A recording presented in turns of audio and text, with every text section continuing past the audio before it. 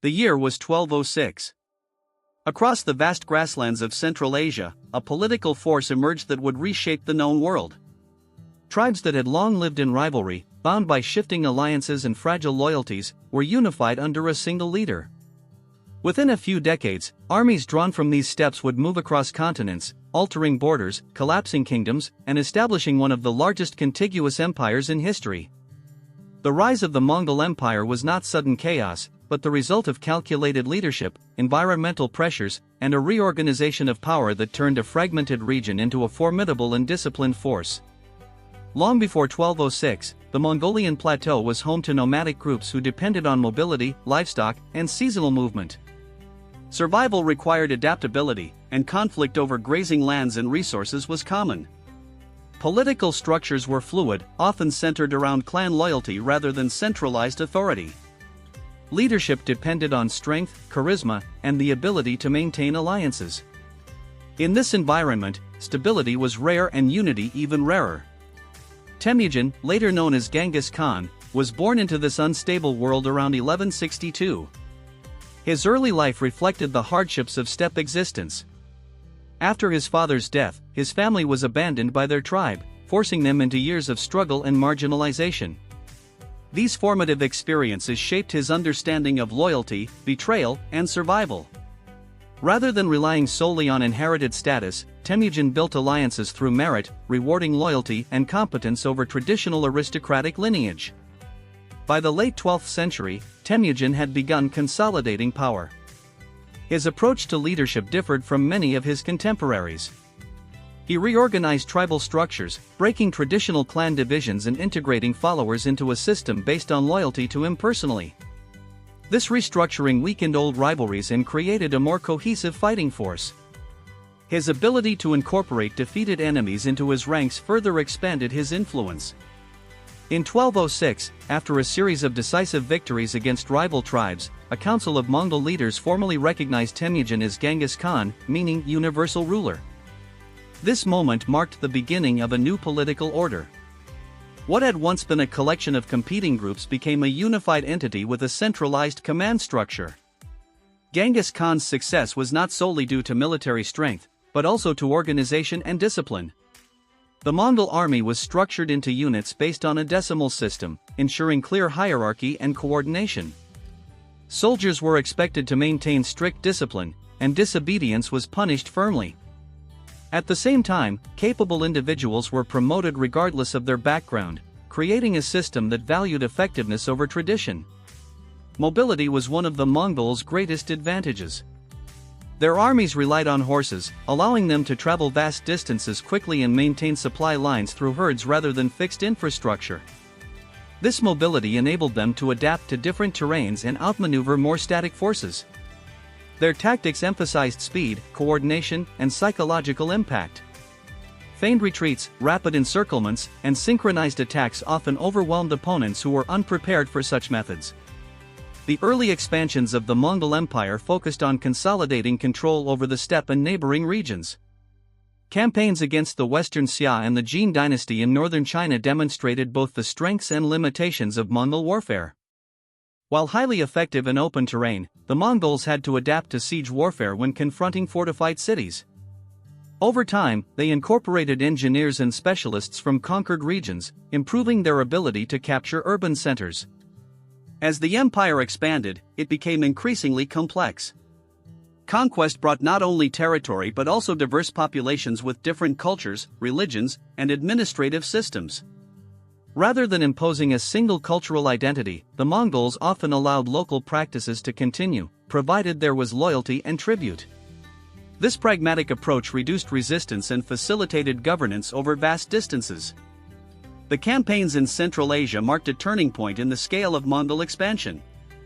The Khwarezmian Empire, which controlled key trade routes, became a target after diplomatic relations broke down. The subsequent conflict resulted in a series of coordinated campaigns that dismantled the existing political structure of the region. Cities that resisted were often dealt with harshly, while those that submitted were integrated into the expanding empire. These campaigns had far-reaching consequences. Trade routes, particularly along the Silk Road, came under Mongol control. While warfare caused disruption, the eventual stabilization of these routes under a single authority facilitated increased exchange of goods, ideas, and technologies. Merchants, travelers, and envoys were able to move across regions that had previously been divided by conflict. Genghis Khan's leadership combined military strategy with administrative foresight. He established legal codes aimed at maintaining order within the empire, addressing issues ranging from theft to military conduct. Communication systems were developed to relay information across long distances, ensuring coordination between different parts of the empire. These systems contributed to the effectiveness of Mongol governance despite the vast scale of their territory. After Genghis Khan's death in 1227, the empire did not collapse. Instead, it continued to expand under his successors. The structure he had created allowed for continuity, even as leadership passed to the next generation. His descendants extended Mongol influence into Eastern Europe, the Middle East, and further into China. The expansion into Eastern Europe brought Mongol forces into contact with new political entities. Kingdoms and principalities that had limited experience with steppe warfare struggled to respond effectively. Battles were often decided by the Mongols' superior coordination and adaptability. However, logistical challenges and internal priorities eventually limited further expansion in that direction. In the Middle East, Mongol campaigns led to significant political changes. Established powers were weakened or replaced, altering the balance of the region. At the same time, Mongol rule introduced new administrative practices and facilitated connections between distant regions. In China, the Mongols eventually established the Yuan dynasty, marking a transition from conquest to governance. This period saw efforts to integrate Mongol and Chinese administrative systems, though tensions remained between different social groups. The scale of governance required new approaches to taxation, infrastructure, and resource management. Despite its vast size, the Mongol Empire was not a single unified state for long. Over time, it divided into several khanates, each ruled by different branches of the ruling family. While these entities shared a common origin, their policies and priorities diverged. This fragmentation reflected both the challenges of governing such a large territory and the complexities of succession. The impact of the Mongol Empire extended beyond immediate political changes.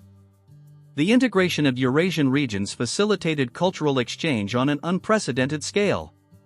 Technologies, artistic styles, and scientific knowledge moved along the networks established under Mongol rule. This period contributed to the transmission of ideas between East and West, influencing developments in multiple regions. Economically, the stabilization of trade routes supported increased commerce.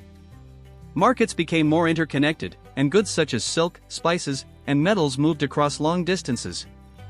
This exchange was not without challenges, but it represented a shift toward greater interregional interaction. At the same time, the expansion of the Mongol Empire had profound demographic and social effects. Warfare, displacement, and changes in governance altered the lives of millions. Urban centers were reshaped, and rural populations experienced new forms of administration. The long-term consequences of these changes varied across regions, reflecting local conditions and responses. The legacy of the Mongol Empire is complex. It is often associated with military conquest, but its significance extends beyond warfare. The systems of communication, administration, and trade that developed during this period had lasting effects. The connections established across Eurasia contributed to a more interconnected world, influencing subsequent historical developments. Understanding the rise of the Mongol Empire requires recognizing both its origins and its consequences. It began in a region defined by mobility and competition, where survival depended on adaptability. Through leadership, organization, and strategic innovation, a fragmented landscape was transformed into a unified force capable of reshaping continents. By the time the empire reached its greatest extent, it had altered the course of history across multiple regions. Political boundaries shifted, economic systems evolved, and cultural exchanges expanded. While the empire itself eventually fragmented, the structures and connections it created continued to influence the world long after its initial rise. The events of 1206 marked more than the emergence of a new leader. They represented a turning point in the organization of power on the Eurasian steppe. From this foundation, a series of developments unfolded that would leave a lasting imprint on global history. The rise of the Mongol Empire stands as a testament to how leadership, environment, and structure can converge to produce transformative change on a vast scale.